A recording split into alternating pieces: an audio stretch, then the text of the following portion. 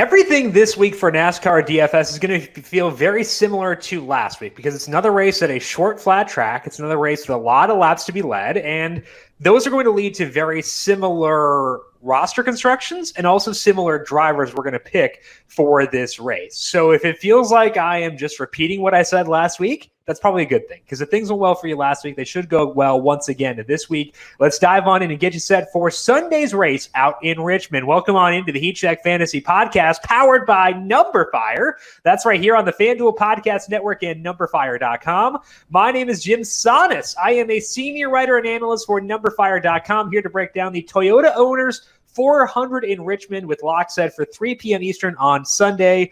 Setting it to be a pretty fun race. I think there are a handful of guys who are realistically competing for this win, and it's not like a big pool. So we talk about the difficulty in pinpointing who will lead laps. I don't think it's all that tough this week. We'll talk about who those drivers could be in the tier-by-tier breakdown later on. We'll also give you a breakdown of roster construction for this event based on the number of laps and based on the way the starting order was set for this week's race, which is very relevant for the roster construction discussion, which we'll get to in just 1 second. But first, as a reminder, make sure you are subscribed to the FanDuel YouTube page. We are live there right now, so if you're watching, hello, what's up? Make sure you are subscribed on the YouTube page, because we have the solo shot here live every weekday at 9 a.m. Eastern. PGA podcast usually every Tuesday, 10 p.m., and then also the NASCAR podcast live 10:30 a.m. on Friday. We have our Q&A shows every weekday, 4 p.m. Eastern on YouTube, Twitch, Facebook, and Twitter. So make sure you're subscribed on your platform of choice. But all the Heat Check Fantasy podcasts and all the solo shots are live here on YouTube as well. Speaking of the Heat Check, that's on the Numberfire Daily Fantasy podcast feed, as is pretty much everything else, because we have UFC from Austin Swain. We have NBA and NHL from Tom Vecchio. We have MLB from myself talking about the solo shot, and of course NASCAR here as well. So whatever sport you're playing for DFS right now, you can probably find a podcast about it on the Numberfire Daily Fantasy podcast feed. So whether you listen on Spotify, Apple Podcasts, Google Podcasts, whatever it may be, make sure you are subscribed. And if you like what you hear, leave us a rating and review as well, because it does help us out a ton. Or if you win some money, let us know about it over there. We appreciate those of you who have done so already. What's going on, sports fans? FanDuel Sportsbook has a special offer for you this spring season. Same-game parlays allow viewers to bet on any NBA, MLB, or soccer match. Place a 4+ leg parlay on any game across those 3 sports, and if exactly one leg loses, you'll receive a refund in site credits up to $25. Come get involved in the action and place a same-game parlay on FanDuel Sportsbook. Must be 21 plus and present in Colorado, Iowa, Illinois, Indiana, Michigan, New Jersey, Pennsylvania, Tennessee, Virginia, or West Virginia. If refund issued as a non-withdrawable site credit that expires in 7 days, max refund $25. Terms apply. Gambling problem? Call 1-800-GAMBLER. Or in Colorado, call 1-800-522-4700. In Iowa, 1-800-BETS-OFF. In Indiana, 1-800-9-WITH-IT. For confidential help in Michigan, call 1-800-270-7117. In Tennessee, call the Red Line, 1-800-889-9789. Or in West Virginia, visit 1-800-GAMBLER.net. Let's take a look at the optimal roster construction for this race. And it is a 400-lap race, which is going to lead to a very similar discussion to what we've had the past few weeks, where we need to prioritize laps led within our lineups. There is a tiny little wrinkle for this week, though, and that is Brad Keselowski, who won last year's race in Richmond. He is starting back in 20th. We had a similar-ish, I should say, spot last week with Kyle Larson. He was starting back in 19th, and I said on the podcast I was okay being underweight on Larson because I didn't think he would lead laps. And Larson wound up in the perfect lineup, so I suck. But I think the Keselowski situation this week is different. I didn't think Larson would lead laps there. He didn't. He ran well, but he didn't lead laps. So we needed the race to break a certain way for him to be in the perfect lineup. The same breaks could happen this week, which is good for Keselowski. But I also do think he can lead laps. I have a higher opinion of Keselowski this week than I had of Larson last week, and that's a big game changer for sure. As mentioned, Keselowski won this race last year. He ranks 4th in my win simulations for this event. He is the only driver in the top 11 in my win sims starting outside the top 10. So if you want place differential for a guy who can win, that guy is Brad Keselowski. And I think that Keselowski is a great play this week, even though I was not on Larson as much last week. Did still use him, just not as much as some others may have. I think Keselowski is someone on whom we should be overweight for this week. But when we do so, when we decide to use Keselowski, we have to account for him within our lineups as a result of the number of laps in the race. Luckily for us, last year's perfect lineup actually gives a really good blueprint for how to do this, because Keselowski started that race in 9th, led almost half the race, and he won. He was in the perfect lineup. Shocker. He was joined there by Martin Truex Jr., and Truex started 14th, didn't lead a single lap, but he still made the perfect lineup. Part of this was because Keselowski gobbled up so many laps out front himself. It was also because there was no second lap leader who led like 100 or so laps, which could happen. But it was also because a mid-range guy popped into the perfect lineup after leading laps. That guy was Austin Dillon in that race. And there are two drivers for Sunday's race, I think, that fit the Dillon mold to perfection. We'll talk about them in the tier-by-tier breakdown, but we have a model for using Keselowski, and I think we can do so very easily here. We just need two other drivers who could lead laps in that same lineup, starting up front, who can lead laps while Keselowski picks his way through traffic. There is increased value in mid-range potential lap leaders to offset the salary a bit, so I think that if you're using Keselowski, which I do want to, make sure you're using two drivers up front who can lead laps early on while Keselowski picks his way through traffic. That's the one alteration you have to make when using Keselowski. So it may sound like I'm overreacting to being wrong on Larson last week, but it's really more because I like Keselowski more, and I have ways to account for that within this specific field. When you don't go Keselowski, you do need at least two lap leaders. You have wiggle room for 3 as well, given the number of laps. Because as mentioned, each of the top 11 drivers in my win sims are starting inside the top 10 outside of Keselowski. Those are your likely lap leaders for this race. So you're not going to get place differential from them, but let's say all 3 of those drivers lead 40 or so laps. Those 4 FanDuel points for laps led are equivalent to 8 spots worth of place differential. So I'm inclined to go with a top-heavy approach. Whether I'm using Keselowski or not, I need 2 lap leaders. I will take a third at times when I'm not using Keselowski, just because I think that I need to account for the number of laps in this race. So if you go Keselowski, I think it's probably a situation where you get one of those mid-range plays and one other stud to lead laps. If you don't go Keselowski, mid-range still makes a lot of sense, but you want to make sure you're getting enough lap leaders in there as well. For the value plays, you can get place differential there. It's just not going to be guys starting super deep, with one exception. The exception is Austin Cindric starting back in 38th. He is the highest ranked driver in my model starting outside the top 25. And he ranks 21st in the model.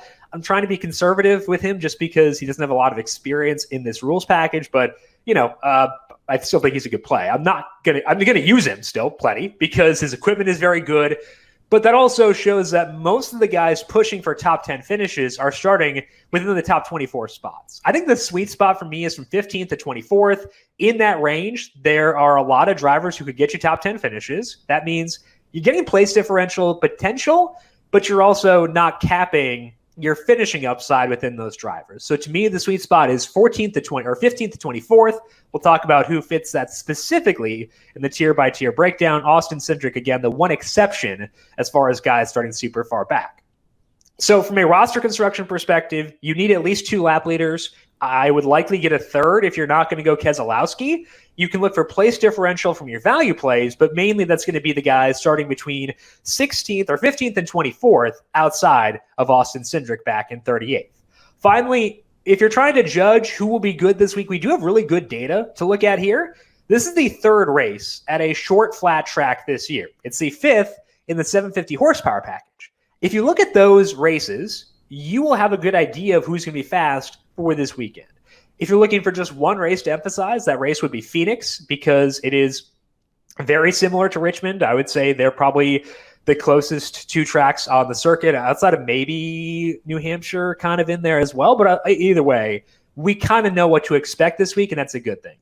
Other races in there like the Bristol Dirt Race and the Daytona Roval, they can give us signals of what to expect, but the main ones to emphasize: Phoenix 1, Martinsville 2, Bristol Dirt 3, Daytona Roval 4, just because they've all been within the same package. So if you do that, should be set up pretty well to decide who will be good for this week. Speaking of which, let's go tier by tier and break down the top drivers for this week based on the salaries over at FanDuel.com.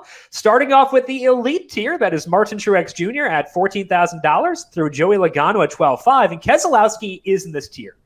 I feel like we covered him pretty thoroughly before. I like him a lot, and I'm going to use him, especially in cash games. So we can leave him there and analyze the other guys in this tier. I think the other three are all really good plays as well.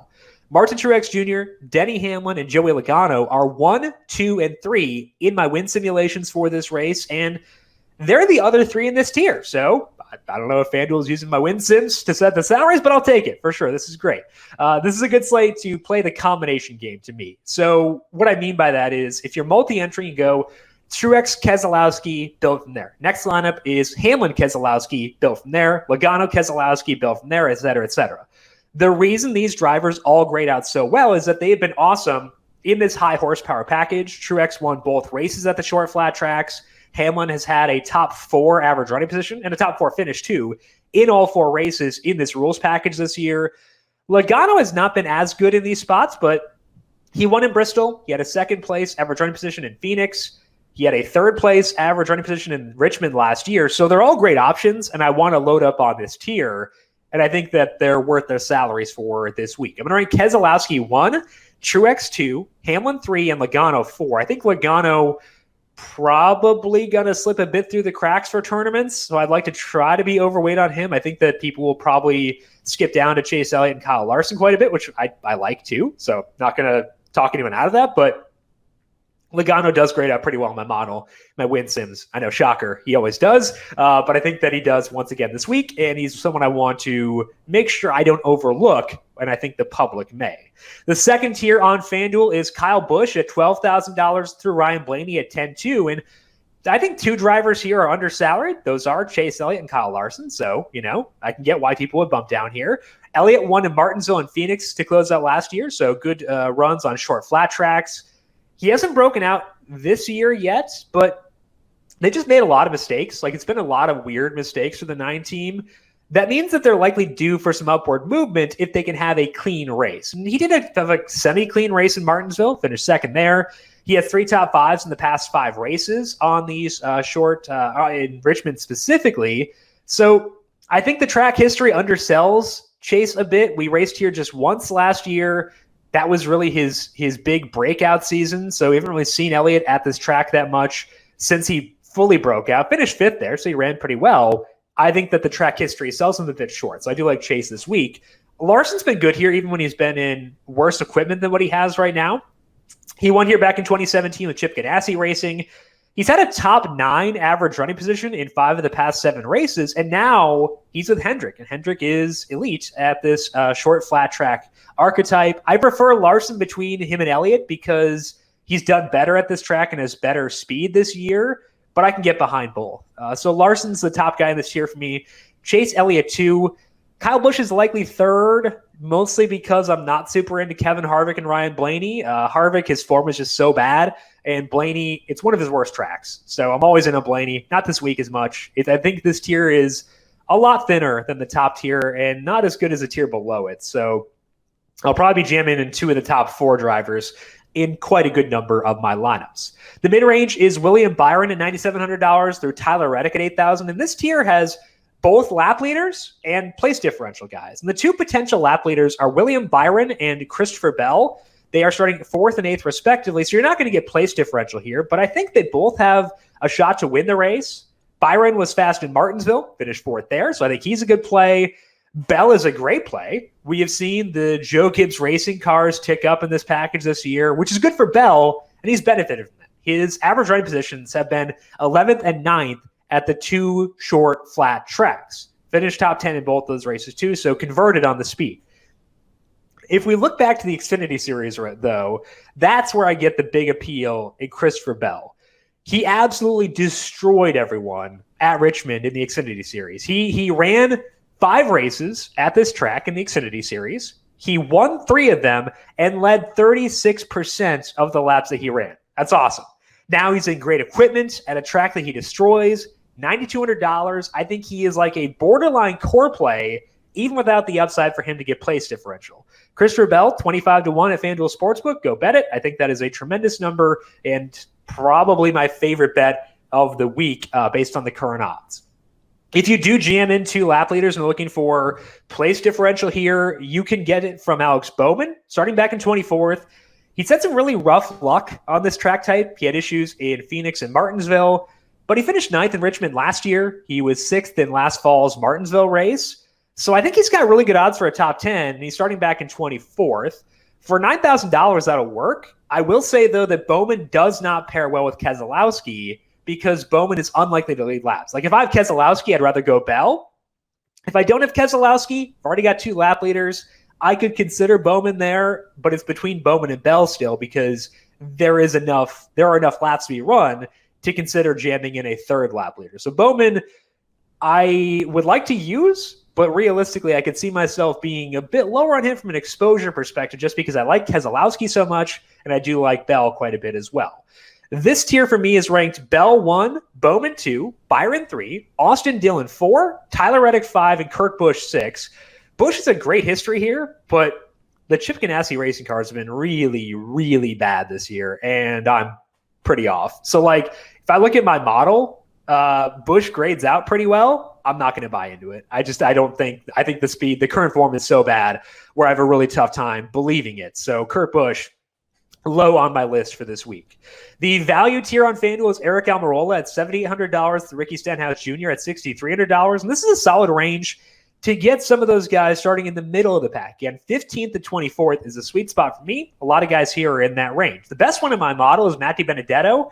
I know, shocker again. He's starting in the 16th at $7,000. He's been very consistent in this package. He has 5 straight finishes of 14th or better in the 750 horsepower package, excluding the Daytona Roval, and that could work at this salary.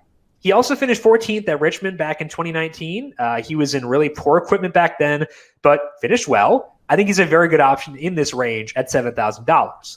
Second for me behind DiBenedetto is Bubba Wallace. He's starting 15th, so not a ton of place differential there, but he's looked good so far in this package. He had some really good runs in Phoenix and Martinsville. Didn't finish as well, but had speed there, and I think that that's enticing. His average running position was 16th in both, so it's not great, but I think he's on the ascent. So I like Bubba quite a bit at $6,800, starting at 15th.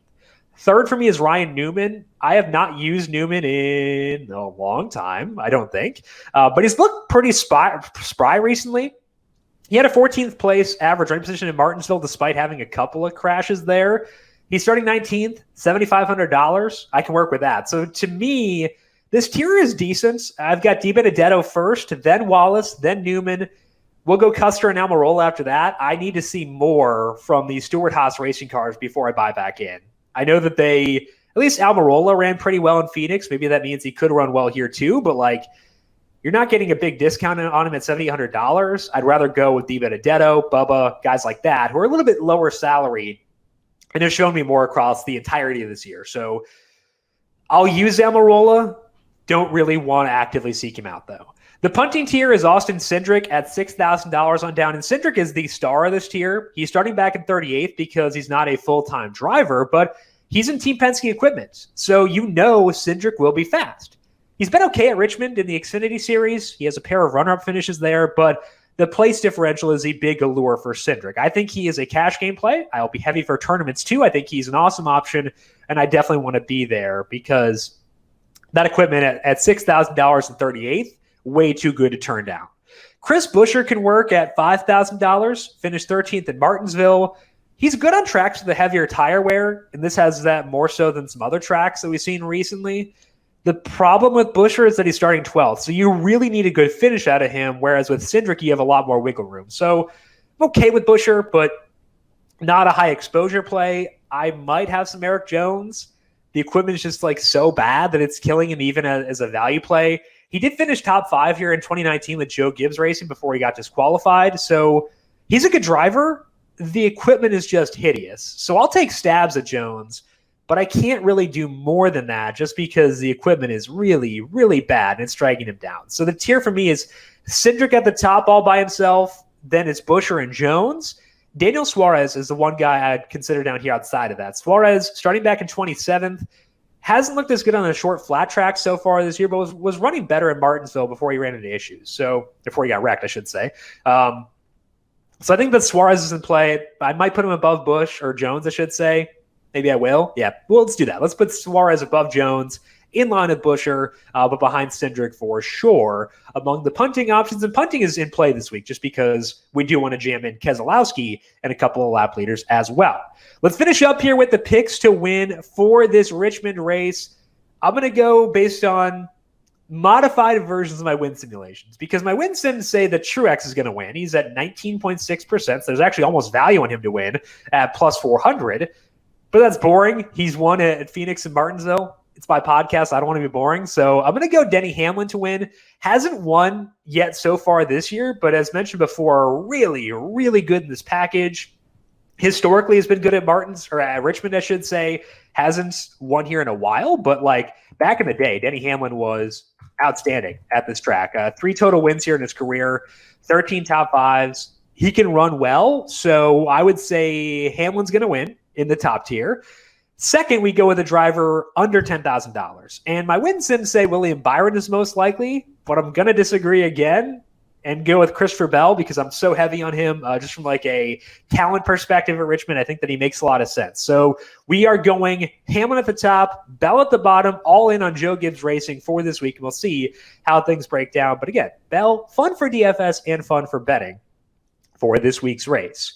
That is all the time that we have for today here on the Heat Check Fantasy Podcast. But I think it's going to be a fun race. Should be a good one. Next week, Talladega. Going to be a fun one. We'll break that down Friday at 10:30 a.m. Eastern on the FanDuel YouTube page. Make sure you are subscribed there and also subscribe to the Number Fire Daily Fantasy Podcast feed for all the podcasts we have going up there right now to get you set for Friday and this weekend. If you have questions for me, I am on Twitter at Jim Sannes, JimSannes. You can also follow the FanDuel Podcast Network at FanDuel Podcast. Big thank you to Calvin Theobald, our video producer, for running the video side of things here today. Thank you, Cal, as always. And thank you to everyone for tuning in. Good luck to you with your NASCAR DFS lineups for Sunday's race in Richmond. We'll talk to you once again next week to get you set for Talladega. This has been the Heat Check Fantasy Podcast powered by Number Fire.